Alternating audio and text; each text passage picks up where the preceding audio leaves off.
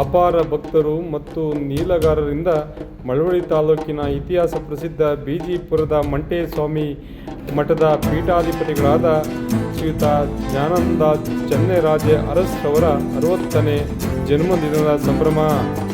ಪವಾಡ ಪುರುಷ, ಧರೆಗೆ ದೊಡ್ಡವರು ಎಂದೇ ಖ್ಯಾತಿಯಾಗಿರುವ ಬಿಜಿಪುರದ ಶ್ರೀ ಮಂಟೇಸ್ವಾಮಿ ಮಠದ ಪೀಠಾಧಿಪತಿಗಳು ಹಾಗೂ ಆಡಳಿತಾಧಿಕಾರಿಯಾದ ಶ್ರೀ ಜ್ಞಾನಾನಂದ ಚೆನ್ನರಾಜೆ ಅರಸ್ ಸ್ವಾಮೀಜಿಯವರ 60ನೇ ವಸಂತಗಳನ್ನು ಪೂರೈಸಿದ ಹಾಗೂ ಅವರ ಪುತ್ರ ಮುಂದಿನ ಉತ್ತರಾಧಿಕಾರಿ ಹಿತೇಶ್ ಅವರಿಗೆ 30 ವರ್ಷ ತುಂಬಿದ ಹಿನ್ನೆಲೆಯಲ್ಲಿ ಮಠದ ಆವರಣದಲ್ಲಿ ಜನ್ಮದಿನವನ್ನು ಅಪಾರ ಭಕ್ತರು, ನೀಲಗಾರರು ಸಡಗರ ಸಂಭ್ರಮದಿಂದ ಬುಧವಾರ ಆಚರಿಸಿದರು.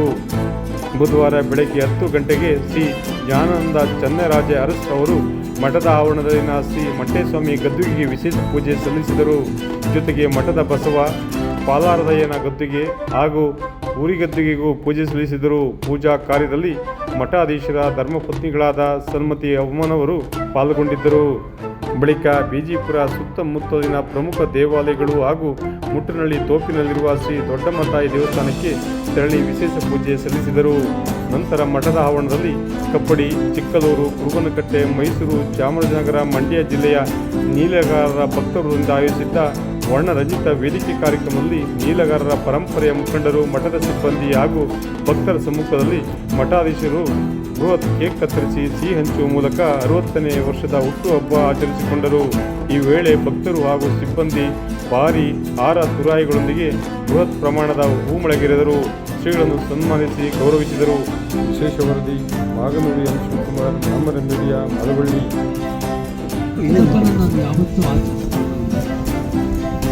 ಯಾಕೆ ಅಂತ ಹೇಳಿದ್ರೆ, ನಾನು ಸ್ವಾಮೀಜಿಯಾಗಿ ನಾನು ಮಾಡಬೇಕಾಗಿರೋ ಕರ್ತವ್ಯಗಳು ಜಪ, ತಪ, ದೇವರ ಪೂಜೆ, ಮುದ್ರಾ ಪೂಜೆಗಳನ್ನು ಮಾಡಿಕೊಂಡು ನಾವಿರ್ತಕ್ಕಂಥ ಒಂದು ಗ್ರಾಮಕ್ಕೆ ಎಲ್ಲ ರೀತಿಯಲ್ಲೂ ಯಶಸ್ಸು ಕೊಡಪ್ಪ, ಆರೋಗ್ಯ, ಮಳೆ ಬೆಳೆ, ರೈತರಿಗೋಸ್ಕರ ಅಂಥೇಳಿ ಪ್ರಾರ್ಥನೆ ಮಾಡಿ ನನ್ನ ಹುಟ್ಟಿದ ಹಬ್ಬಗಳನ್ನು ಆಚರಣೆ ಮಾಡ್ಕೊಳ್ತಾ ಇದ್ದೆ.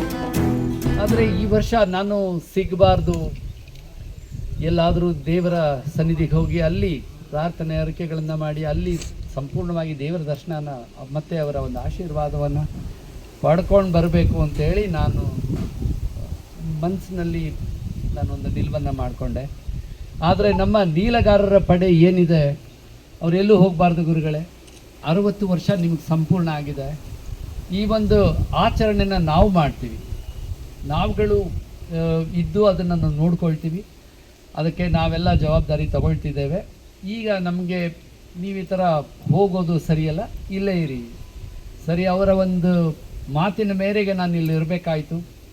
ಬೆಳಗಿನ ಪೂಜೆಗಳು, ಪುನಸ್ಕಾರಗಳು ಮತ್ತು ನವಗ್ರಹ ಪೂಜೆಗಳೆಲ್ಲ ಮುಗಿಸಿ ಬಂದೆ. ಆಮೇಲೆ ಸನ್ಮಾನಗಳು ಪ್ರಾರಂಭ ಆಯಿತು. ಸನ್ಮಾನಗಳನ್ನು ಮಾಡಿದ್ರು. ನನಗೆ ತುಂಬ ಸಂತೋಷ ಆಯಿತು. ಯಾವತ್ತೂ ಈ ನೀಲಗಾರರ ಪಡೆಗೆ ನಾನು ಋಣಿಯಾಗಿರ್ತೀನಿ. ಸ್ವಾಮೀಜಿಯಾಗಿ ಈ ಮಾತು ಹೇಳೋದು ಹೇಗೆ ಅಂತ ನೀವು ಯೋಚನೆ ಮಾಡ್ಬೋದು. ಅಲ್ಲ, ನಾವು ಹೇಳಲೇಬೇಕು. ಯಾಕಂದರೆ ಅಷ್ಟು ಪ್ರೀತಿ ವಿಶ್ವಾಸವನ್ನು ತೋರಿ ಈ ಒಂದು ಸಮಾರಂಭವನ್ನು ಯಶಸ್ವಿ ಮಾಡಿದ ನಮ್ಮ ನೀಲಗಾರರ ಪಡೆ ಮತ್ತು ನಮ್ಮ ಚಿಕ್ಕಲ್ಲೂರಿನಿಂದ ಬಂದಿರತಕ್ಕಂಥ ರಾಜಣ್ಣನವರಾಗಿರ್ಬೋದು, ಚಂದ್ರಶೇಖರ್ ಇವರಾಗಿರ್ಬೋದು, ನಮ್ಮ ರಾಜಶೇಖರ್ ಮೂರ್ತಿಯವರಾಗಿರ್ಬೋದು, ಮತ್ತು ನಮ್ಮ ಗ್ರಾಮದ ಎಲ್ಲ ನಮ್ಮ ನೀಲಗಾರ ಪಡೆ ಎಲ್ರಿಗೂ ಕೂಡ ಮಂಟೇಸ್ವಾಮಿಯವರ ಆಶೀರ್ವಾದ ಸದಾ ಇರಲಿ. ಅವ್ರ ಕುಟುಂಬಕ್ಕೆ ಯಾವತ್ತೂ ಅವರ ಆಶೀರ್ವಾದ ಸದಾ ಸಿಗಲಿ. ಹೆಚ್ಚು ಸ್ವಾಮಿಯವರಿಗೆ ಆಯಸ್ಸು ಮತ್ತು ಆರೋಗ್ಯವನ್ನು ಕರುಣಿಸಲಿ ಅಂತ ಹೇಳಿ. ನೇರ, ದಿಟ್ಟ, ನಿರಂತರ ಸುದ್ದಿಗಳಿಗಾಗಿ ಮಾಮರ ನ್ಯೂಸ್ ವೀಕ್ಷಿಸಿ, ಸಬ್ಸ್ಕ್ರೈಬ್ ಆಗಿ, ಪ್ರೋತ್ಸಾಹಿಸಿ. ಧನ್ಯವಾದಗಳು.